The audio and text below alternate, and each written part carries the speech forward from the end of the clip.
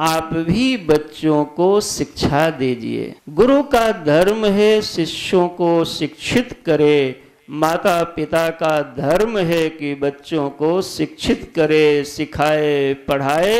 लेकिन कोई बच्चे ना सीखें, कोई शिष्य ना सीखें, तो ये शिष्यों की और बच्चों की जिम्मेदारी है। माता पिता और गुरु अपना कर्तव्य निभाएं, बाकी तो भगवान की जो लीला है वो होके ही महाराज रहती। भगवान ने बच्चों को बताया, देखो मदिरा नहीं पीना, क्योंकि मदिरा सारे दुर्गुणों का द्वार है। दूसरी बात कहा, संतों का अपमान मत करना। जिसकी वाणी से वरदान मिल जाता है, उसकी वाणी से श्राप भी मिल सकता है।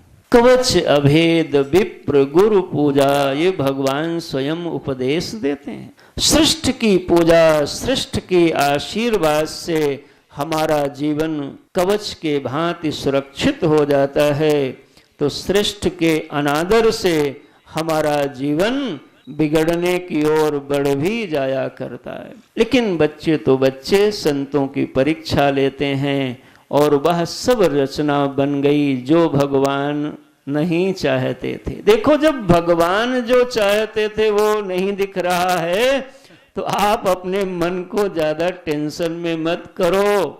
आप भी और हम भी। कोई बात मानेगा तो आपका राग हो जाएगा, उसके लिए लगना पड़ेगा, करना पड़ेगा। और बात नहीं मानेगा तब तो मजा ही मजा है। आप अपनी पारी खेलिए और आगे जाइए, झंझट में क्यों पड़े आप। लेकिन ये मन है कि मानता नहीं, बार बार जाता है। किसी ने बहुत सुंदर प्रश्न पूछा था कि महाराज हमारा जीवन सार्थक क्यों नहीं होता। उसका उत्तर यह है कि हम अपने जीवन को सार्थक चीजों में लगाते ही नहीं है। हम जिन चीजों में लगाएंगे वही तो हमारा जीवन बनेगा। ज्यादातर आप उन चीजों में जीवन लगाते हैं जो निरर्थक चीजें हैं। निरर्थक चीजों में जीवन लगेगा तो निरर्थक बन जाएगा, और सार्थक चीजों में जीवन लगेगा तो सार्थक बन जाएगा।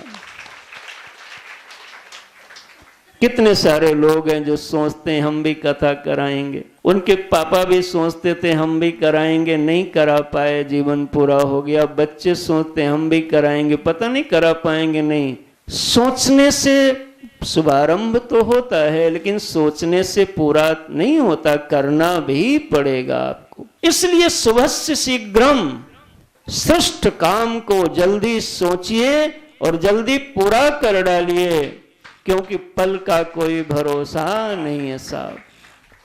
जिसने सार्थक काम पकड़ा वो सार्थक हो गया। रमेश बाबू माधुरी जी ने टाल दिया होता तो इनके खतवा में ये भागवत कथा का पुण्य जमा होता ना जमा होता। और ज्यादा ज्यादा थोड़ा और जोड़ जाड़ के रख लेते हो, कहाँ जोड़ के होता है। लेकिन एक दिन मन बनाया तो आज भगवान की कृपा से इनके भाग्य में इनके पूर्वज भी देख रहे होंगे, तो ऊपर से फूलों की वर्षा कर रहे होंगे कि हमारे घर में कोई ऐसा बहू बेटा पैदा हो गया जिसने ऐसी दिव्य भागवत कथा करा करके, ऐसा भागवत कथा से तो इस लोक का भी कल्याण होता है और उस लोक में हमारे पितृलोकों का भी कल्याण हो जाया करता है। इसलिए भागवत कथा तो सबको एक बार दो बार जितनी बार सुन पाओ, और जितनी बार ना सुन पाओ तो कम से कम एक बार तो अवश्य सुनना ही सुनना चाहिए महाराज।